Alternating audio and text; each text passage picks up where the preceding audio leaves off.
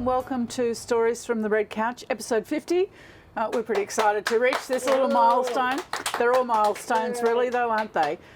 Thank you for watching. My name is Robin Cook and today my guest is Elisabeth Fekonia, although as Elisabeth says, Cheese is her middle name, so Elisabeth Cheese Fekonia. Welcome, Elisabeth. Thank you, Robin. How are you?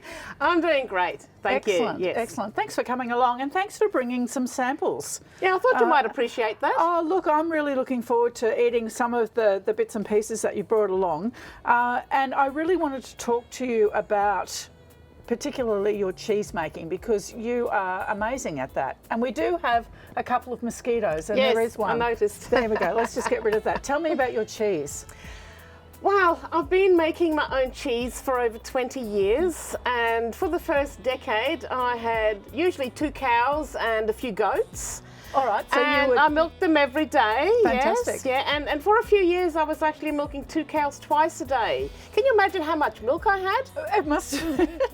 But I never had too much. No, because you were making things with it. Yes. Yes. So I'm making cheese and all the other dairy products. Yep. And also keeping pigs. I remember when you were having your pigs. Why do I keep pigs? Yeah, so because there's so much whey. Yeah, okay, so you don't throw the whey away. The pigs have the whey. Absolutely. Yeah. And the chickens. Yeah, okay. Yeah. That's fantastic. What sort of cheeses are you making? Well, my very first cheese was learned from a book, a library book. Fabulous. That's how I learned. Yeah, yeah. And it was a cheddar cheese. Okay. Beautiful. Turned out perfect. Yeah, wow. Yeah. So I always have cheddar cheese. It's just a really good everyday cheese to have. Yeah. And I've had brie cheese alongside that for all those years. Usually made that out of goat milk. Okay. But I haven't lately. I've been just using cow's milk and it's okay. Yeah, yeah. Yeah. And then I make feta regularly.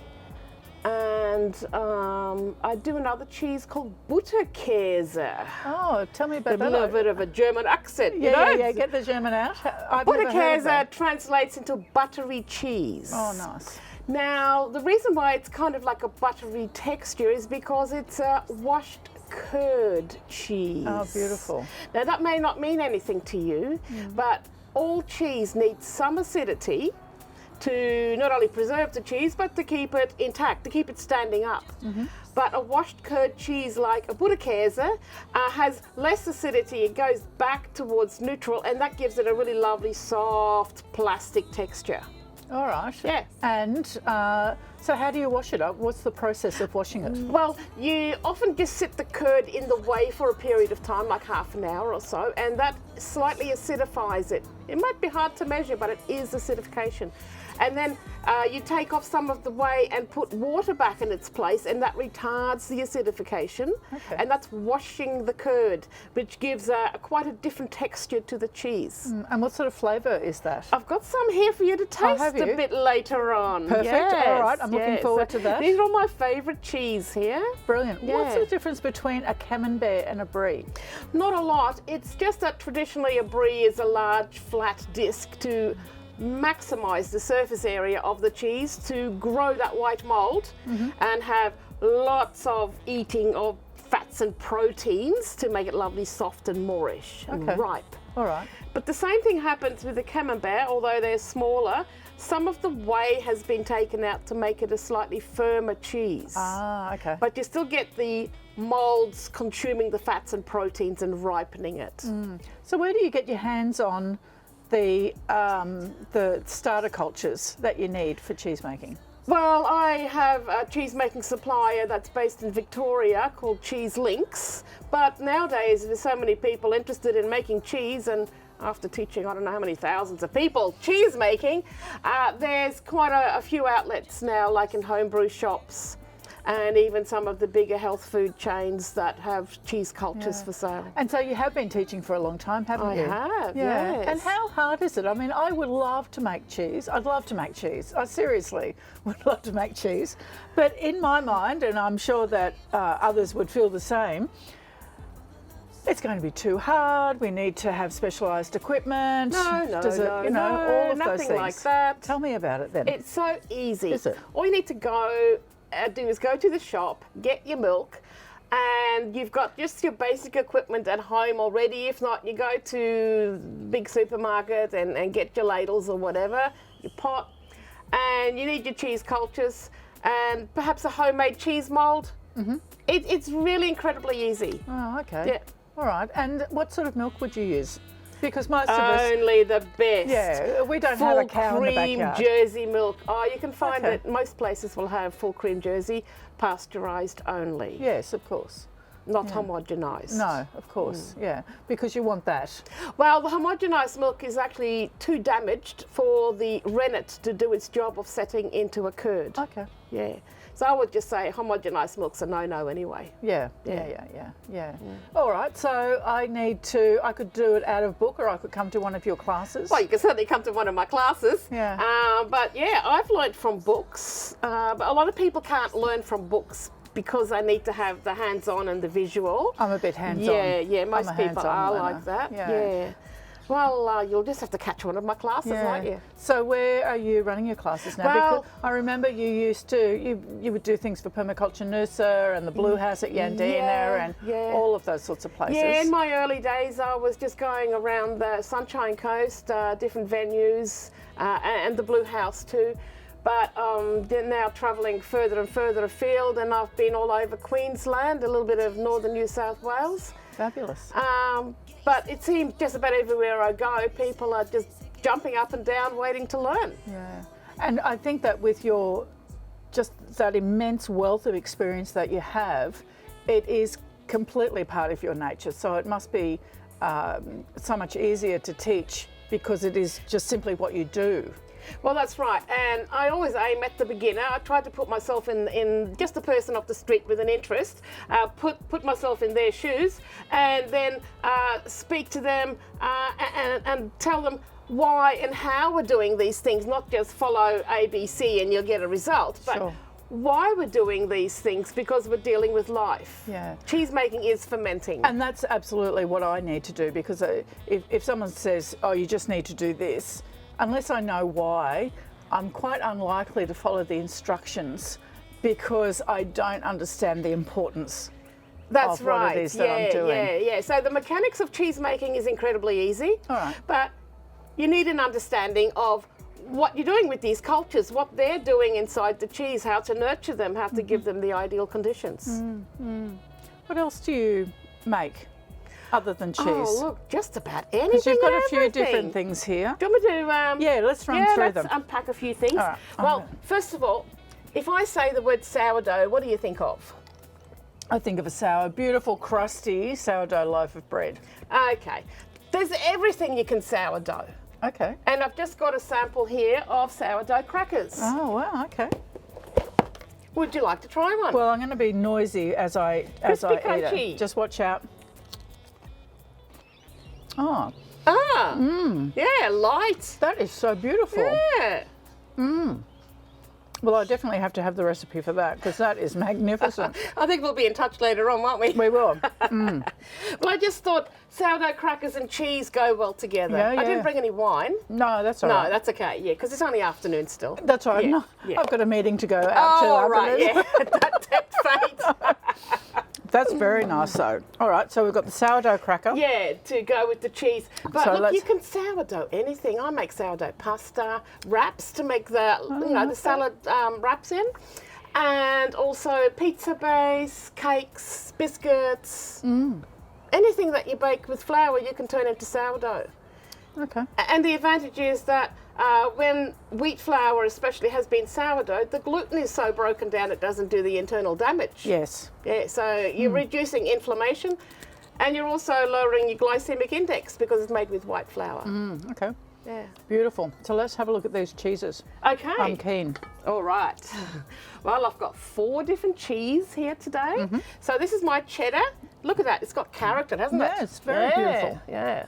This is what I'm having for breakfast. So I'm actually sharing some of my cheese with you. Oh, how Yeah, nice. my breakfast cheddar. All right, so can we hold that and have a look at it? Yeah, sure. Go for it. It's, can you see that? It's very lovely. Smell it. Oh, that's gorgeous. Yeah, it's quite different from a cheddar in the shop. Yeah, it is, isn't it? Yeah. And then this is the butterkäse here. Okay. And it's not really meant to have that white colour on the cheese, but like it's my fridge. Yeah. It's full of mould. Of course it is. Yeah. Yeah, yeah. Good mould. Yeah, yeah. Yeah. So it's the white mould on the camembert and the brie that goes through the whole fridge. All right, Yeah, and I've it got a starts to infect other cheese. That's a Yes. horrible word, isn't it? Or inoculate. Inoculate. Inoculate. Let's Yes. say 'Cause there's even- inoculate. Infect is not a There's nice even white mould on the cheddar, and that's how I always tell that's ready to eat, because Okay. that's about 7 or 8 weeks. All right. Yeah. So yeah, look, help yourself. Oh, can I try the Yeah, cheddar? yeah, hold it. All yeah. right. Now, also tell me about making tofu while I'm cutting Actually, this. that's not tofu.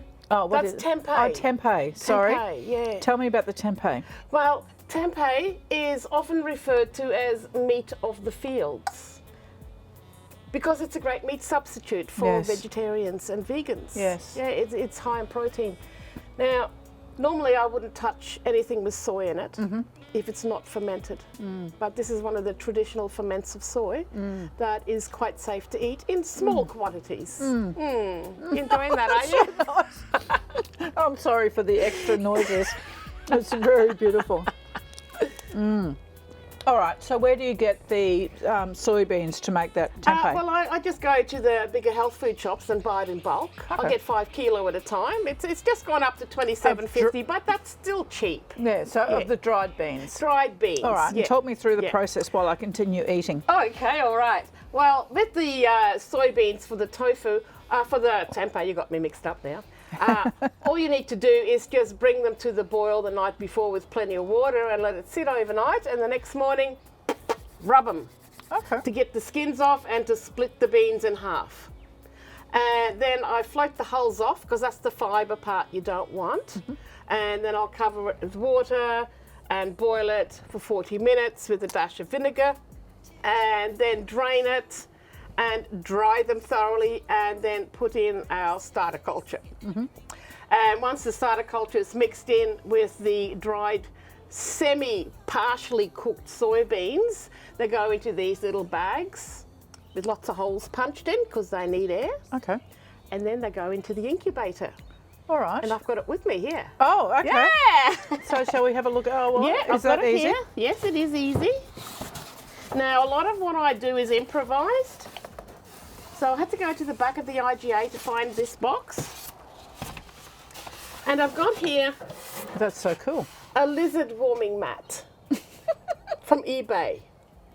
So as in 4 legs Yeah, that kind of lizard. lizard. Yeah. Okay. Yeah. All yeah. right. Reptilian. So that's what it's called, a lizard warming mat. All right. So that's the plug that goes into your PowerPoint, and it's you can set it at 30 degrees, and that's the ideal temperature. You don't want to go over 30 because that can actually kill the delicate early tempeh mold before it gets a start on it. So it's very temperature sensitive.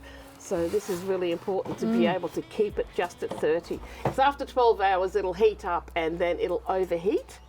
But yeah, it's just very simple. It's just got a little rack with the mat on the bottom. And is the same thing with the cheese? How do you store the cheese while it's doing its? Well, it just Cheese goes in the thing. fridge after the initial draining and pressing or whatever on the bench. All right. Normally a cheese is either overnight for the cheddar or up to a couple of days for the brie. Left then on the bench? Yeah, and then it goes in the fridge. Okay, and then you just leave it in the fridge. Well, yeah, for the brie and the camembert, you might need to wrap it or have a little microclimate to grow the white mold, because that's humid loving. Yeah, yeah. And a lot of fridges are very dry, so you need to create a little microclimate. But I go through all that in my classes to let people understand, to nurture your cheese with the molds and the cultures. There are certain conditions that they like. Yeah. That's actually sensational. So beautiful. And it would be really interesting to do because when you're buying these things, I don't buy a lot of the cheeses that I really love. Yeah. Because they're Expensive. well, they are expensive, Yeah. and but I value them. So when I want them, then I buy them, and I'm hoping that I'm valuing the work done by the farmer and the cheesemaker. Yeah. So it would be interesting to work out what the cost of making them yourself All right, is. well, I can give you an idea. Yep. Here, I've got some feta cheese. Oh, and good. the amount of feta in this little jar, because I took it out of my main jar, would be just a bit under 3 litres of milk. So that amount there is Yeah. just under 3 litres Yeah, of milk. under 3 litres of milk. All right. The cheddar, when it's completely round, because I started eating it already, is made from 6 litres of milk. All right, so that size is made Yeah, from full 6 cream litres. Jersey milk. Okay. Yeah. And that little camembert, well, half of that. The full one would be about 2.5 litres. Yep. So yeah, about 1.25 litres of cheese there. So it starts to give you an idea. It's not expensive. No, not too expensive, is No. it? Yeah, yeah. And then you get the whey as a byproduct. Yes. Which is even your cats and dogs will love that. Yeah, yeah. Yeah. Well, you could put it in smoothies Oh, or all manner of things. You can always do something with the Cakes. whey. Yeah, yeah, all yeah. sorts of Bread. things. Yeah. Yeah. Okay. But my chickens lay really well on it because it's high protein. All right. So how do you just pour it into the? No. I how give do them you- a wet mash, the old-fashioned Oh, wet mash okay. chickens, and they love it. Yeah. Yeah, put their minerals in and their grit. Yeah. Yeah. Beautiful. How many chickens have you got now? Well, we've got 7 chickens for the 5 of us now, and that keeps us nicely in eggs. And pigs? Have you still got pigs? No, but I'm just about to get some again. Oh yeah. Do you want to try some of the feta? I'd love to. So will I just fish it out? Yep. As I love feta. My favourite cheese is the Meredith goat's cheese that you buy in the jar, and I just think it's divine. That's also It's a tasty one. Yeah, that's divine. yeah. And you can make them as bland or as tasty as you like. Yeah. And it's a great beginner's cheese, making feta. Yeah. Okay. Yeah. I've got some butter here too. Oh, butter? Yeah. No ordinary butter, mind you. No. No. Well, I like a bit of bread with my butter. Yeah, well, I I have to didn't say. have the bread. No, but I've got this bit of. Yeah, you can do it with a bit of the cracker if you want. Okay. But this is cultured butter, and French people would be very familiar with that. All right. Yeah. So it's made from sour cream. That I make sour cream right. from conventional cream, and I use the kefir organisms. So it's probiotic. Also magnificent. So you're already getting a bit of an idea of the flavour you get from homemade fermented food. Yeah, be it anything really. It's fantastic, isn't it? I've also got some miso here. This is my favourite miso. I make a few varieties. But have a smell of this. Oh wow, that's incredible. Mushroomy, isn't it? Yeah, that really is. I don't a know bit if you can sloppy. see that. Oh, all right. Yeah, it does. It moves. Yeah, It's very yeah, beautiful. yeah. So how would you eat that? Well, I always have it in my salad dressing. I've got like lots of fresh greens from the garden, so I have a salad every day, a bit of feta, and put a bit of the miso into the dressing. So you're getting all those lovely probiotics from your miso, which is like highly valuable. Japanese people really value miso. They do. Yeah. And also at the end stage of cooking, I could put a little bit in the wok, whatever flavour your rice, whatever. Yeah, Okay. but usually at the end of cooking, so you're not killing the life. Yeah.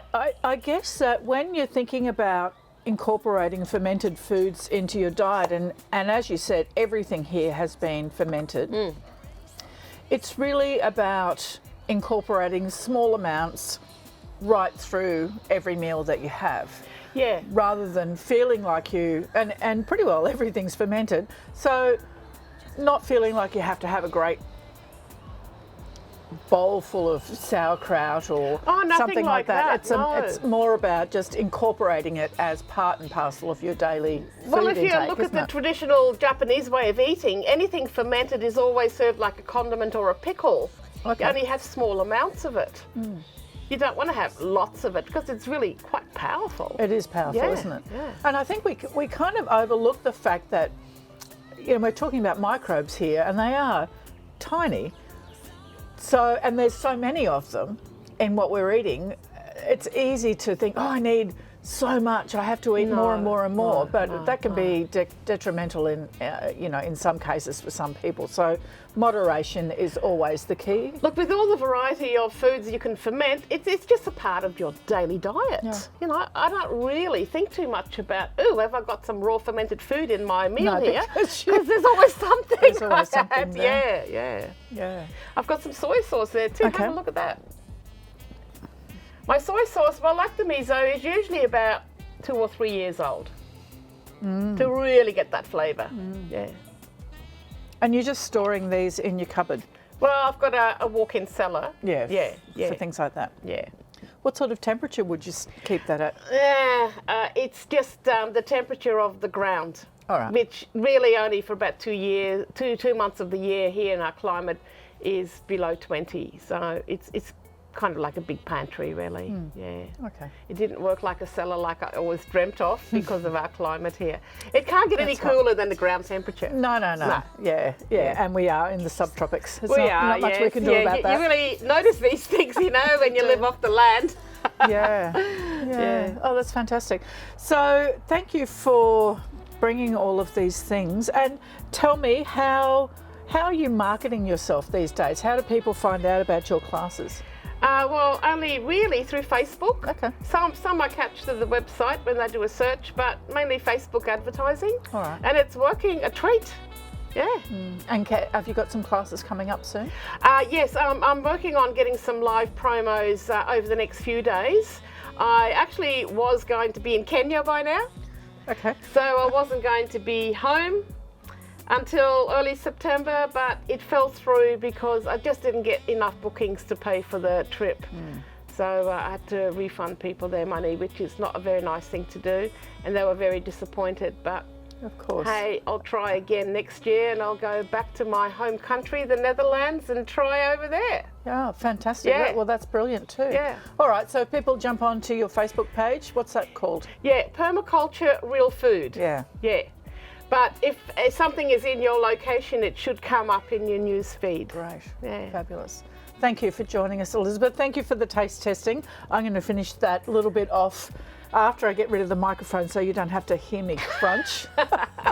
And we might even share a little bit with the crew because I know that they'll really like it as well. They're salivating already, aren't they? I know. They're itching for it. So thank you. Thank you for watching. Please share Elisabeth's story. Jump onto her Facebook page and check out what courses she's got coming up, because I think that if you get to taste this, it's really quite sensational. And the fact that you've made it, we talk about war on waste. Here is an excellent way of reducing your impact by making these things yourself. And as Elisabeth said, it's really quite easy. So thank you for watching, and we will see you next week.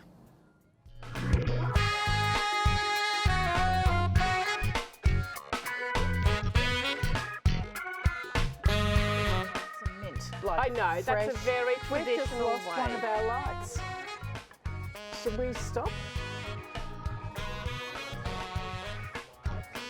Yeah.